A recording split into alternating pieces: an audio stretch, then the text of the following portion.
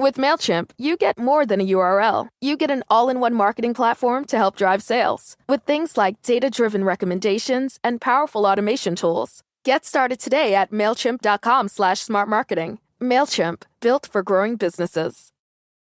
I've taken 2 dead deer and 2 dead cattle off this ripple. The blood run out of their noses and out of their mouths. They're trying to cover this stuff up. Wilbur Tennant.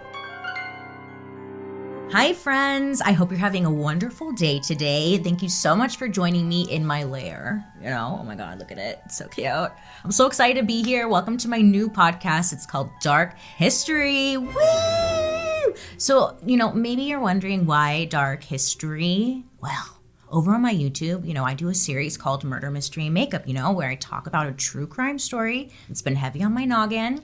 Well, I've always considered myself to be a little curious cat. Meow. And over the last few years, while looking for true crime stories to talk about, I've come across so many stories throughout history that were just like, wow, almost unbelievable. Babe, this is murder, mystery, and makeup to the 10th degree. I mean, there were some wild shenanigans going down around here. Things that make you wonder, why in the world did nobody teach us this in school? Like, I'm talking large corporations being shady as hell, genocide, birth control, suspicious, zoot suit, syphilis. Oh, I'm talking about all the greats, baby. Syphilis? Greats. I said it. Now, I don't know everything, of course. I'm not here trying to pretend I do. So I've been reaching out for some insight from experts across different fields to help get these stories from history straight. It's uncomfortable, but it's the truth, and there's always so much to be learned from it. Okay, I will stop rambling and let's get into today's shady-ass story. So, not to start off super negative, but today's story affects all of us. I know it's kind of dramatic, but literally though. This happened to all of us and is still happening today. Today's story is about an experiment, a cover-up, a scandal, a poisoning, aqua divina. Not really, but I just had to add that in, Anyways, this story is about what can happen when a company is left unchecked with power, control, and some shadiness going on. Imagine for a moment your backyard. If you don't have a backyard, okay, imagine that you're outside in a yard, okay? You see the grass, a beautiful stream, water, there's some rocks. The sun is streaming down on it all.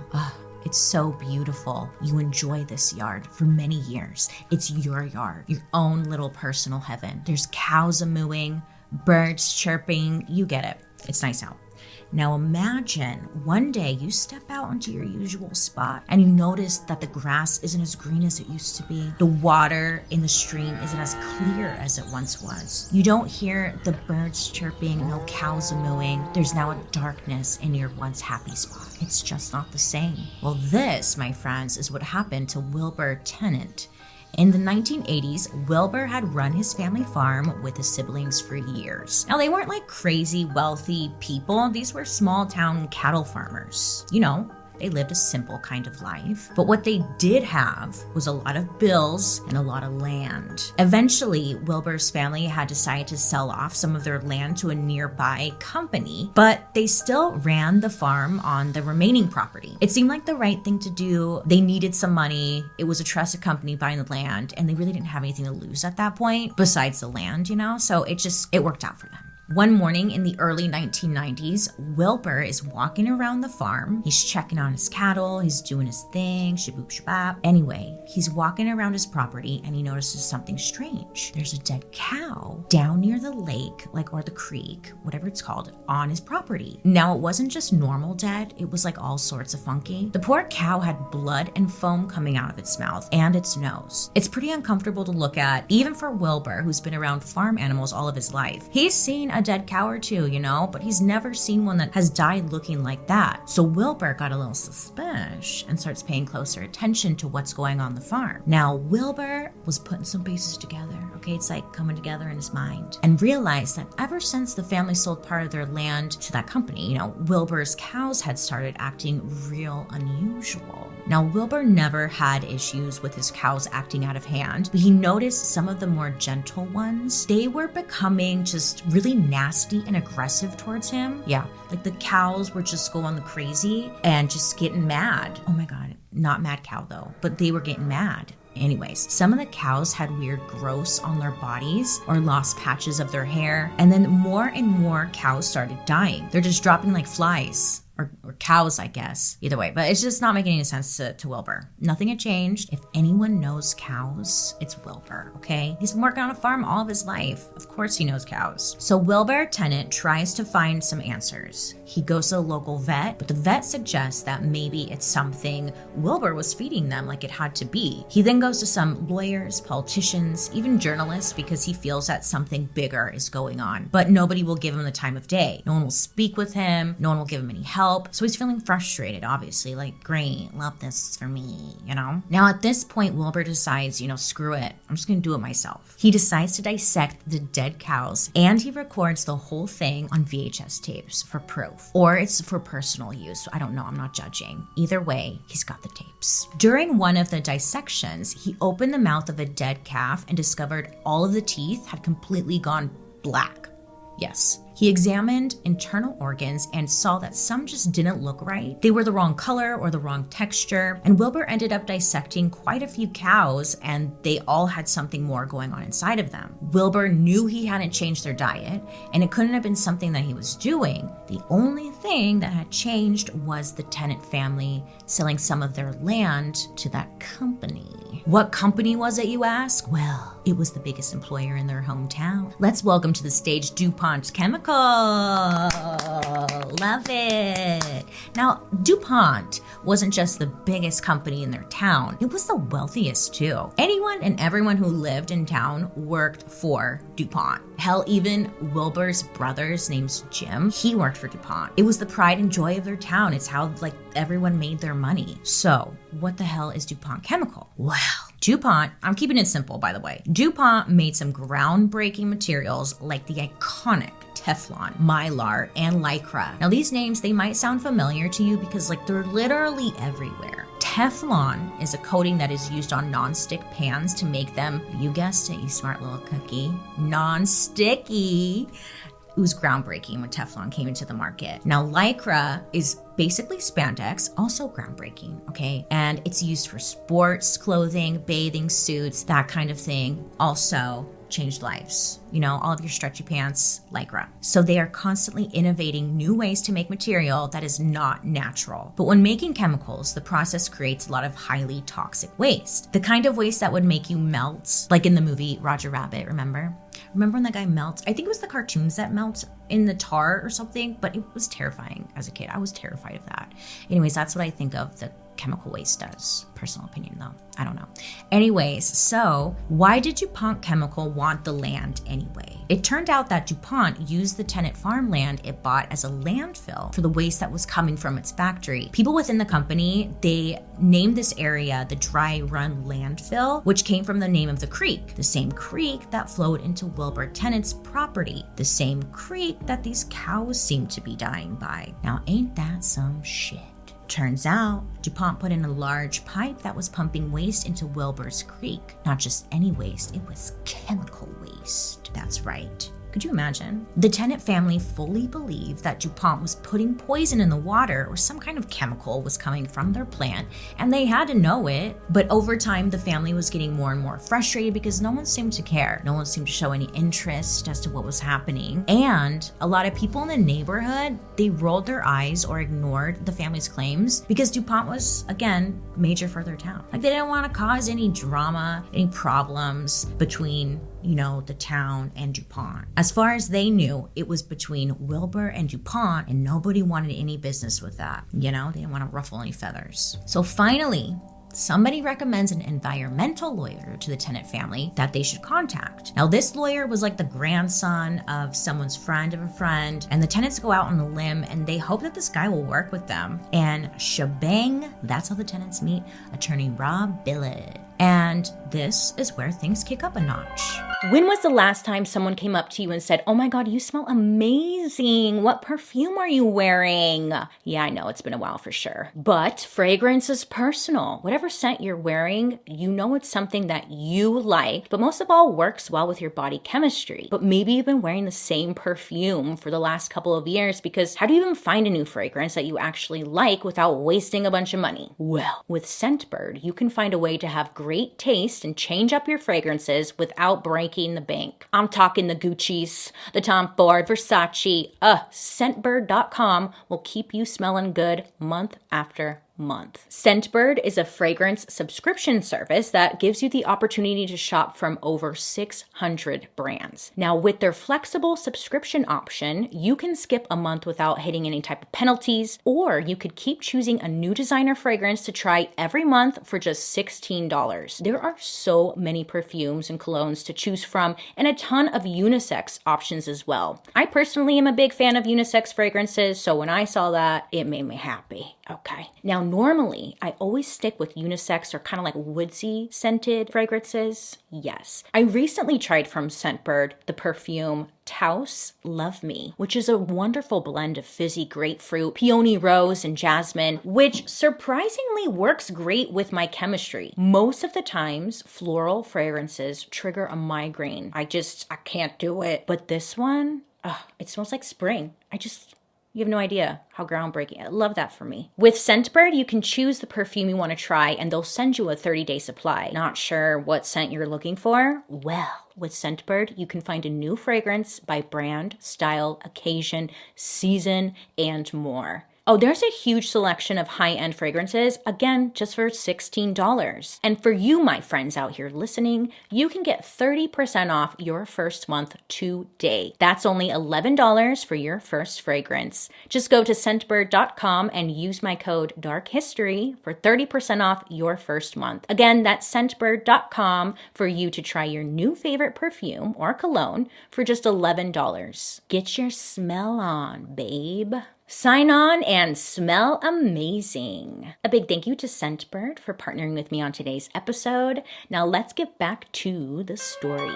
Rob Bilott was an environmental lawyer. He had just made partner at a law firm that pretty much only took on larger corporate clients. The law firm was called Taft, Stenius, and Hollister. I probably pronounced that wrong, but it's totally fine. It's funny because this firm and these lawyers were the kind of people that chemical companies would typically hire to defend against accusations that the tenants might make. It's just kind of ironic, I guess, you know? Anyways, on top of that, DuPont had worked with this firm so many times before. So it almost seems like this is a bad idea for someone, like Rob, who wants to help out the tenant family. Now, it doesn't make obvious business sense to take on a case against people who could potentially be your future clients, But Rob had said that he had gotten into this specialty because he did want to do good in the world and he did want to make a difference. Plus, something about Wilbur's story just had really interested him, and Rob felt like he could really make a difference here. So that's nice. Aww. Rob had a background specifically in compliance with Environmental Protection Agency, or EPA regulations. He would help his clients manage their waste safely, or at least lawfully, I should say. But the point is that he knew very well the laws in this space, what companies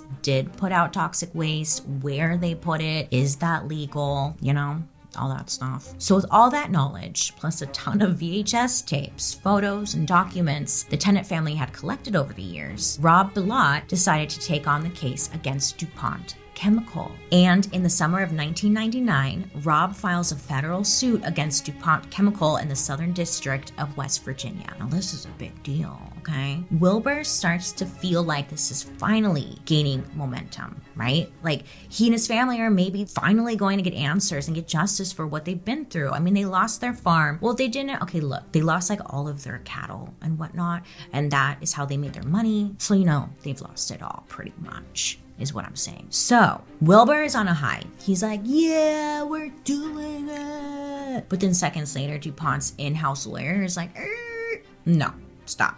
Actually, we did a study, and it turns out that all your cows dying was actually your fault, not DuPont. Sorry. I mean, these lawyers are hired to protect this large corporation. What do you think they're going to do? Just take responsibility? Oh, nay, nay, nay, nay, my friends, nay, nay. DuPont's lawyer, his name is Bernard. So Bernard says that DuPont and the EPA had done a study together of the property next to the tenant's farm. Now, they had 6 veterinarians, 3 that DuPont hired personally, and 3 that the EPA hired. So that should be fair, right? But the study said, according to Bernard and DuPont, that DuPont was not responsible for the deaths of the cows. These veterinarians said that Wilbur was responsible and had not given them proper care. So it was Wilbur's fault. He's like, get it together, Wilbur. That's not us, that's on you. They would go on to say that he was a bad farmer, he mistreated his cattle, that he must be blaming DuPont for some kind of financial gain. That selfish man, him. And I know what you're thinking. Wait, Bailey, I thought the EPA were the good guys. Nah, I'm just kidding. I know you don't know what the EPA is. So the Environmental Protection Agency, according to their website, is an independent executive agency of the United States federal government tasked with environmental protection matters. Super vague, but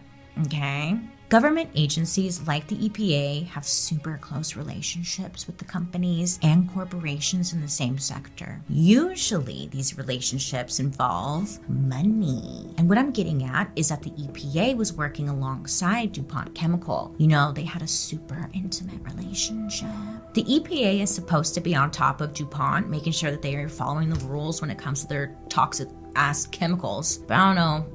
We're asking too much of the EPA, apparently. So the tenants are feeling frustrated and also just really exhausted from all of this. They're facing a ton of backlash from the community because the family was going after DuPont. Do I have to tell you again? It keeps the town running. Like, how dare they? So people are just not happy with them. It's just drama. Oh my gosh, we could do like a whole drama series on it. Expose. But the family said that they would end up having to switch churches 4 times during all of this due to people being super unwelcoming to the tenants. Love thy neighbor. LOL. Anyway, this study wasn't making any sense to Wilbur and his family, and it felt a little suspicious. Like, how did DuPont Chemical have this study, quote unquote, ready so quickly? Did DuPont anticipate something like this might have happened, and just had the study ready to go?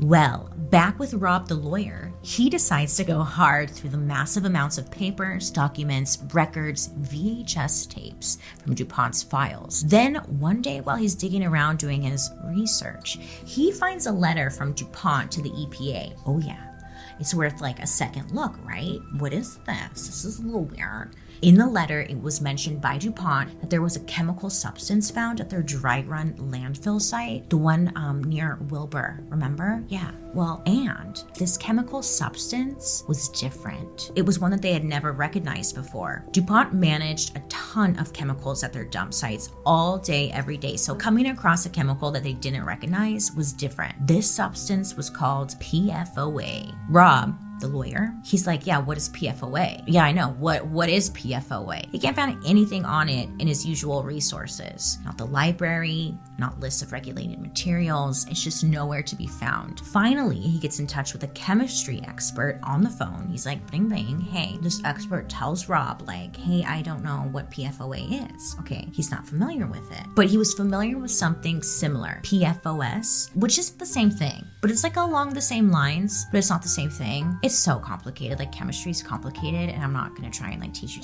chemistry right now, but it's kind of the same, okay?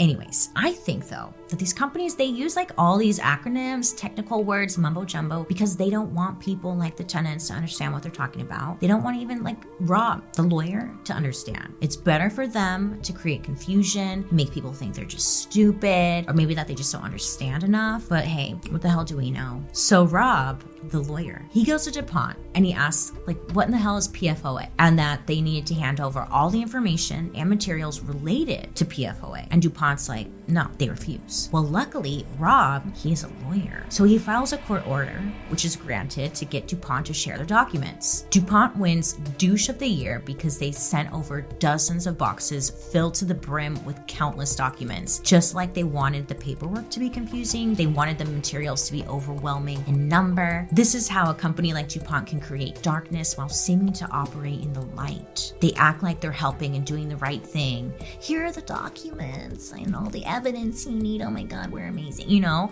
But the reality is they are burying and hiding the truth, knowing that whoever goes looking for it really has to work hard to find it. The truth, that is what we're talking about. The truth. It's hard to find. So it's now the year 2000, and Rob, the lawyer, he's been working hard sifting through all of these documents that DuPont Chemical had sent over. It's been months he's been going through all of the paperwork. Rob has been scanning and quickly reading the documents as best as he could. Eventually, though, like just going through tons and tons of information, Rob comes across a document that showed DuPont knew that this chemical, PFOA, was indeed coming from DuPont and that it was indeed dangerous. Not only were they acknowledging this, but it was clear to Rob that DuPont had known about this, like PFOA being dangerous, for a very long time. This episode is sponsored by Apostrophe, a prescription skincare company for people that are ready to take their acne seriously. Prescription acne treatment really works, but it can be hard to get. You have to take time off of work to see a doctor, sit in line at your local pharmacy for your medications. If you don't have insurance, good luck, until Apostrophe. Apostrophe makes it easy to see board-certified dermatologists online. You'll get treated immediately and your medications are delivered to your home. Simply fill out Apostrophe's online questionnaire about your skin concerns and medical history. Then just snap a few selfies of your lovely skin, and your dermatologist will get back to you with a customized treatment plan tailored just for you. The best part is that Apostrophe offers topical and oral medications so you can treat your acne from the inside out and the outside in. Apostrophe treats acne, and they can also help you hit your other skincare goals like reducing redness, wrinkles, and even those stubborn dark spots. Now, Apostrophe is something I can definitely get behind. Over on my YouTube channel, I did a video about my acne struggles, and I mentioned seeing a dermatologist, blah, blah, blah, all that nonsense. But they prescribed me the same medication and skincare routine that Apostrophe offers. I was like, what? I don't have to go to the dermatologist? I can do this online? I was so excited when I saw this. Oh my gosh, you have no idea. Because it may not look like it now, but my acne had gotten so bad. Adult acne is a cruel joke, okay? Because I never had acne until I got into being an adult. And all of a sudden, acne. But luckily, there are products that can help. And of course, medication isn't for everyone, but the Apostrophe questionnaire makes sure to pair you with the right routine for you. You can get $15 off your first visit with a board-certified dermatologist at apostrophe.com/darkhistory and use code DARKHISTORY. This code is only available to my listeners right now. To get started, just go to apostrophe.com/darkhistory and click begin visit. Then use the code DARKHISTORY at sign up and you'll get $15 off your dermatology visit. That's Apostrophe, apostrophe.com/darkhistory and use code DARKHISTORY to get your dermatology visit for $15 off. I want to say a big thank you to Apostrophe for sponsoring today's episode. And now, let's get back to the story. Now, remember Teflon? Super iconic invention that made your food not stick to your pan. Groundbreaking. Well, in order to make Teflon, you need the magic chemical PFOA. And DuPont began using more and more PFOA. They were educated on the specific ways in which to dispose this chemical. Like they were supposed to incinerate it, or they were supposed to send it off to a specific chemical waste facility who then properly disposes it. Yeah, trying to get rid of waste is like a whole process. So yeah, they were told this. And of course, there's that warning section at the bottom, when they're getting their education on that says like, hey, this chemical shouldn't be flushed away into water or sewers. But like nobody reads that far though, Anyway, so with all this information was found within the documents DuPont sent Rob, which also were revealing that DuPont Chemical had been pumping hundreds of thousands of pounds of PFOA powder from their Parkersburg facility into the Ohio River. And not only that, they had been pumping it into the river for decades. Yeah, just putting it in the river. Cool. So what happens when a company pumps out that kind of like substance and it mixes with the water? Well, the tainted water goes through the pumps and lands into pits. Normally these pits would be lined for some protection, but the Parkersburg pits were not. Well, when there's like no protection down in the pit, the water then becomes one with the ground, the land, it absorbs the water. And then when the tainted water from DuPont Chemical sat in those pits, it was absorbed right into the ground, baby, and it sank right into the local water supply, the drinking water supply for over 100,000 people in West Virginia. Now for Rob, the lawyer, this case went from the tenant family and their sad cows to now something that affected a whole lot more people than they expected. It was clear that DuPont Chemical had all these instructions telling them how to get rid of PFOA properly, and they just didn't follow them. But Rob then found records showing DuPont Chemical had done their own funded top secret medical study on PFOA and its effects on people for 40 years. They knew a lot. According to their own study, DuPont knew that PFOA could increase the size of liver in rats, rabbits, and dogs. They knew that their Parkersburg employee had high concentrations of PFOA in their blood. Oh, and they decided not to tell the EPA or anyone about it. No, they're just too busy. DuPont knew PFOA could cause birth defects in rats. They ran tests on their employees' children. Yeah,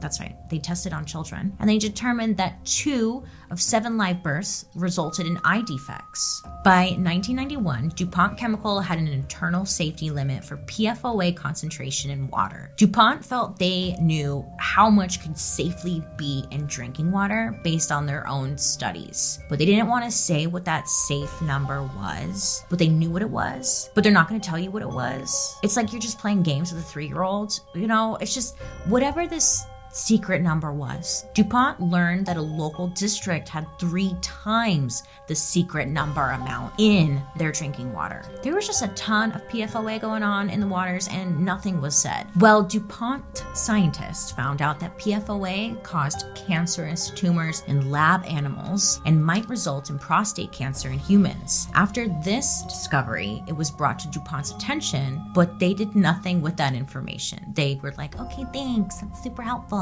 No action was taken. DuPont had bought the tenant farmland to use as a place to dump their waste that they knew had the poisonous PFOA in it. They knew that it drained into the tenant's current property, and they knew that the water in the shared creek had incredibly, insanely high concentrations of this poison. I'm gonna call it poison for a little while because that's what it is. Okay. DuPont knew it all along, and they still produced that garbage report blaming the death of the cows on just poor care.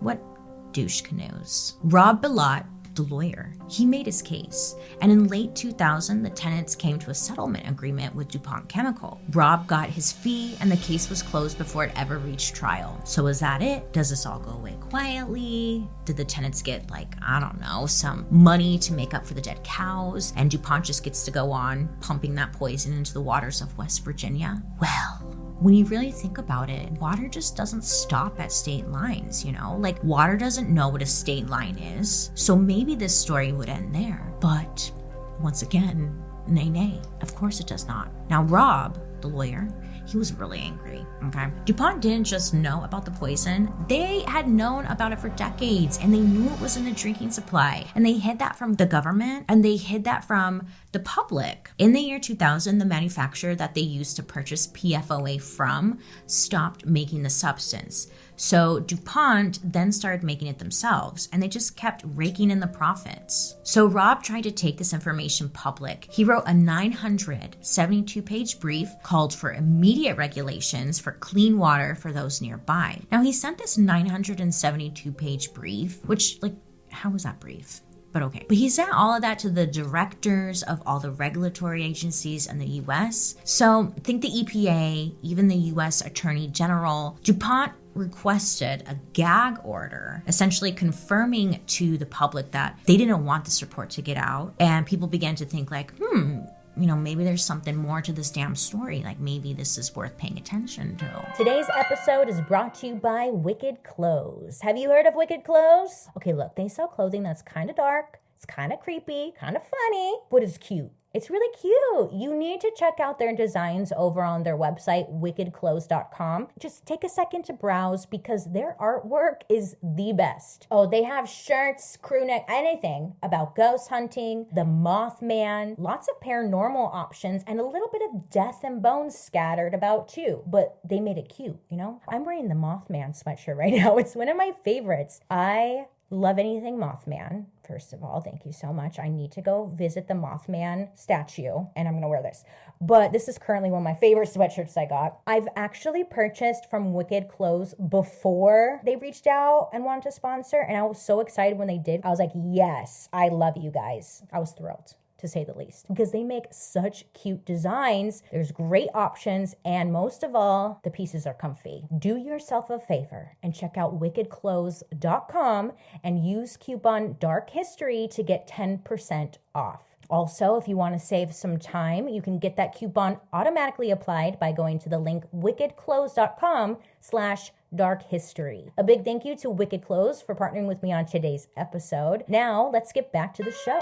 The gag order was denied. I think the real question here is like, why do they call it a gag order? Because, I mean, it just sounds so violent. Like, gag? Oh my God. Rob wanted this taken on across the country. This wasn't just going to hit DuPont. This would affect all the players in the industry making these man-made or synthetic materials. Most people in the United States, they thought, or we think, if something is dangerous, it's regulated. But that wasn't true. Oh, and P.S., it's still not true. But the 1976 Toxic Substance Control Act says that the EPA can only test chemicals when they are provided with proof that the chemicals cause harm. So what they're saying is they can't test it until they already know it's dangerous, which makes a lot of sense. But the EPA isn't even in the business of making and finding new chemicals or new materials. These large companies are the ones doing that, right? Like they're the ones making it. So the companies have that information, and because of this law, the companies control the EPA's access to the proof that it's dangerous.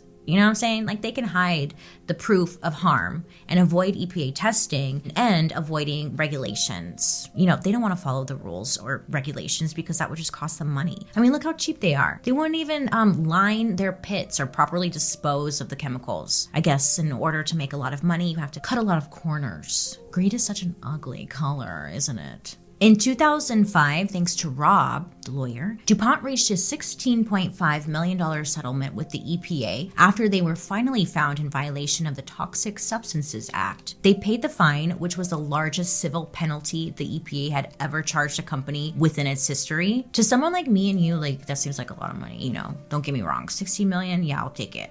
That's a lot of money. But you and I both know, okay, you have to think about it, the bigger scale here. This is a giant company that made giant profits, and they paid off that fine with less than 2% of what they made selling products that used PFOA in just that year, in just the year 2005. And they'd been making those profits for decades. So Rob, he also filed a civil action lawsuit against DuPont Chemical. He had to prove that PFOA was not safe, that it was not at safe levels in the drinking water of the people he represented. And through his tenacity and creativity, he was able to get DuPont to settle in September of 2004. Now, the company agreed to install water filtration plants in the affected district, and they also agreed to fund a study without limitations to determine if there was a probable link between PFOA and diseases in humans. Now, if the link was found, then DuPont also agreed to pay for medical monitoring for all of the affected groups in this lawsuit. The total settlement came to sum of like $21.7 million, and the law firm didn't lose any money, and the districts had clean water. But there was a lot more to do. The lawyers, with the votes of all the people they represented, used the settlement money for medical testing and research, all of which DuPont had to foot the bill for, totaling around $33 million. So they do this big medical research study, and it ends up taking 7 years. So friends, the scientific study took quite some time, and during that time, a bunch of the class members, aka the people who were in the lawsuit, they were diagnosed with cancer, sadly. Wilbur Tennant was also diagnosed with cancer, and then he would die from a heart attack. And then his wife, she also died of cancer 2 years later. The team of scientists began releasing results at the end of 2011. They found that there was a probable link between PFOA exposure and, get ready for this list, kidney cancer, testicular cancer, thyroid disease, high cholesterol, preeclampsia, ulcerative colitis, I nailed that one, pregnancy-induced hypertension, and elevated cholesterol levels. So it seems like Rob, the lawyer, he finally had his proof. PFOA was poison for sure. We should be calling this aqua tofana, and it was literally everywhere, okay? You might be thinking to yourself, oh man, that's super sad, super messed up, and like, thank goodness I don't live in West Virginia, or like, thank God I wasn't around back then, woo! But I want you to know that if you are in the United States, nay, you, my friend, may have been affected. Recently, I've been looking for a new puzzle game to play on my phone that would give me a good challenge. Something that would actually challenge my noggin a bit, you know? And that's when I came across Best Fiends. Best Fiends, what is it, you ask? Well, it's a mobile puzzle game that will challenge your brain. It's kind of like you did a workout, but for your brain. Best Fiends is way more fun than other puzzle games. You know, the ones that involve candy that you can't eat. Yeah, I can't put it down. Plus, Best Fiends has literally thousands of fun puzzles to solve. I'm currently on level 30 with a lot more to go. There's something new to play every day, and the characters are just absolutely adorable. Best Fiends is constantly putting out updates, so there's always something new and exciting to explore. Whenever I'm feeling a little bored or have some time to kill between Zoom meetings or on the toilet, you know, whatever, I bust out my phone and go straight to Best Fiends to tackle some puzzles. Download the 5-star rated puzzle game Best Fiends free today on the App Store or Google Play. That's friends without the R, Best Fiends. Now let's get back to today's story.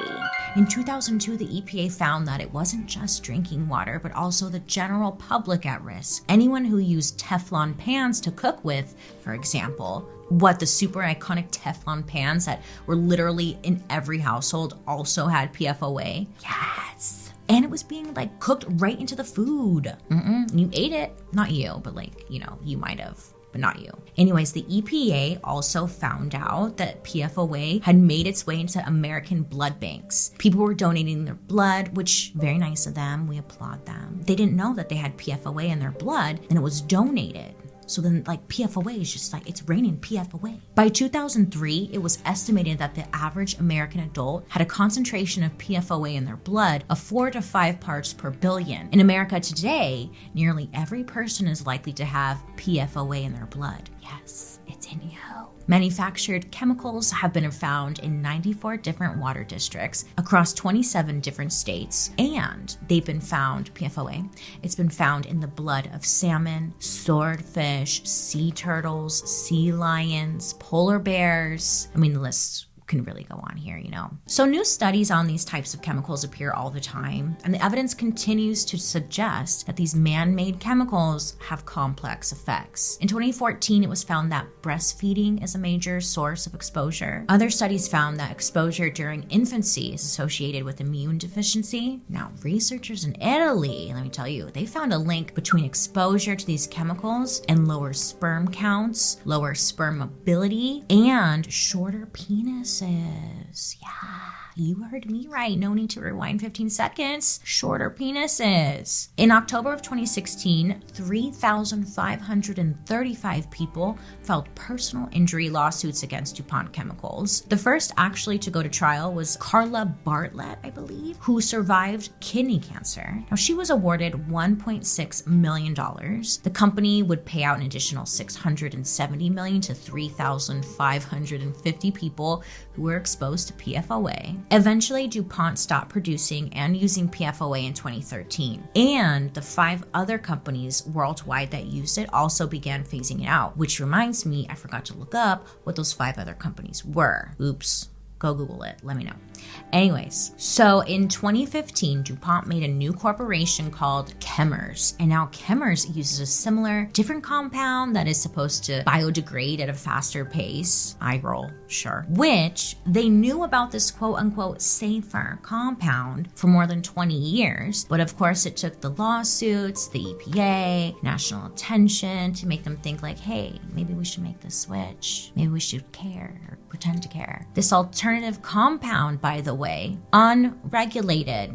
Yeah, said it, unregulated. So no idea if it's actually safe or not. And they've given us no reason to believe them. So once again, cool, love that. But don't worry, you guys, don't freak out, because Chemours, aka DuPont, they say it's totally safe. It doesn't seem like Rob, the lawyer, believes them either. Every single year, Rob writes a letter to the EPA urging regulation of PFOA in drinking water. They have an advisory setting for these levels, but that is all, and like nobody knows what that means. Do you know what that means? No, exactly. Nobody knows what that means. Nobody knows. In 2016, Rob told the New York Times, quote, "We told the agencies about this in 2001, and they've essentially done nothing. That's 14 years of this stuff continuing to be used, continuing to be in the drinking water all over the country. DuPont just quietly switches over to the next substance." End quote. Chemours, which operates and runs the original facility in Parkersburg, still produces products to make Teflon. I'm laughing because, like, yeah, they're still making them. Like, oh yeah, babe, it's all around you. Turn around right now. It's PFOA. It's right behind you.